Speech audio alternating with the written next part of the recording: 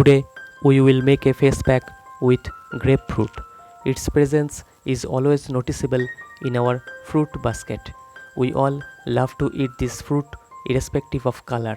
Some prefer green grapes while others prefer black grapes. People also love this in the form of raisins. Now it's not just about eating, you can also apply this fresh fruit on your face. Before that, let's talk about the benefits of grapes. Grapes packed with vitamin C, vitamin B6, potassium, etc. Its juice is a great moisturizer for our face. So today we are showing you how to make a grape face pack with this juice. Many of you may have bought fruit face pack from the market. Now apply this completely natural thing. You will get a healthy glowing skin at home without any chemicals. Now we are taking this small bowl of juice in a big bowl where we will mix some more ingredients so that our Angoor ka face mask becomes more beneficial. Now we will add vitamin C rich lime juice here. Vitamin C that helps build collagen, which protects our skin from aging.